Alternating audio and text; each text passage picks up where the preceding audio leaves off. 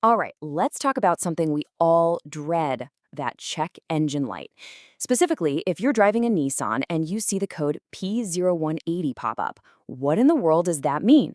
Well, that's exactly what we're going to break down today. Let's get right into it. So picture this. You're just driving along, minding your own business, and bam, there it is. That little glowing engine icon on your dashboard. Your heart kind of sinks a little, right? But don't panic. It's not yelling at you. It's just trying to talk to you.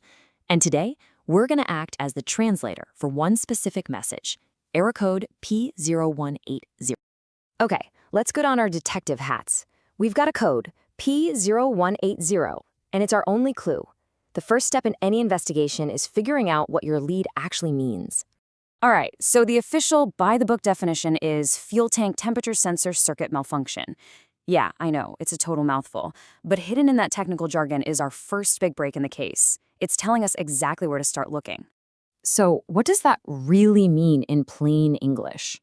Think of your car's main computer, the PCM, as the boss.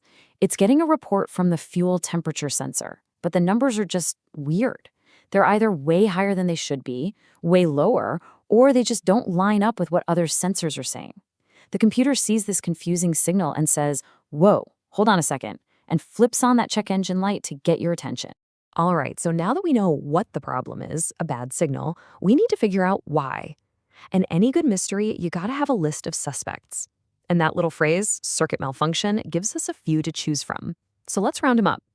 So here's our lineup. We've got four main culprits that could be behind this whole mess.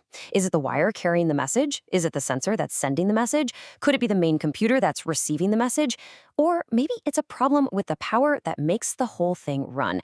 Let's investigate each one. Suspect number one, and honestly the most common offender, is just bad wiring.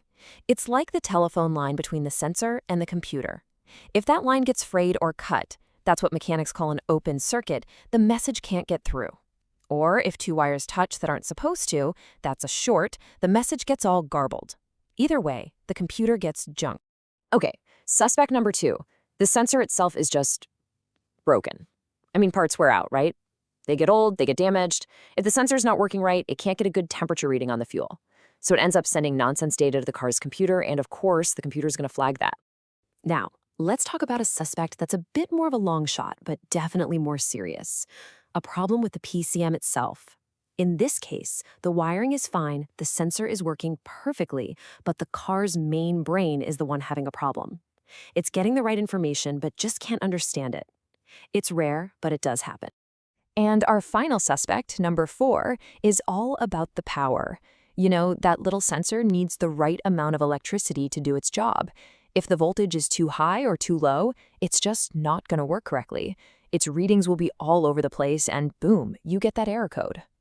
So, we've got our lineup of suspects. The big question now is, how do we find the real culprit? Well, it's time to switch from detective to mechanic. We need a plan of attack, a playbook for how to diagnose this thing properly. And lucky for us, the playbook is pretty straightforward.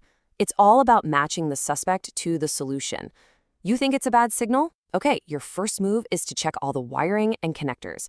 You suspect the sensor itself has gone bad? Well, the fix is to replace it. See a pattern here? If you think it's the PCM, and remember that's rare, that needs to be replaced. And if you're worried about a voltage issue, you check the voltage going to the sensor. It's just a logical, step-by-step process of elimination. All right, we've gone through the whole investigation. So, what's the final takeaway here? When you're staring down this P0180 code, what are the most important things to keep in your head? Here's the bottom line. P0180 isn't pointing to a single broken part. It's pointing to a problem somewhere in a whole system, the fuel temperature sensor circuit. So you gotta be smart about it. Always start with the easy stuff first. Check the wiring, check the sensor itself. 9 times out of 10, that's where your problem is gonna be. Being systematic is absolutely the fastest way to get this sorted out. And there you have it. The case of the P0180 code is pretty much solved. It's not some scary, mysterious warning. It's just your car telling you, hey, there's a communication breakdown with the fuel temp sensor. You know who the likely suspects are, and you've got a game plan to figure it out. So, now that you've cracked the code, what are you going to do about it?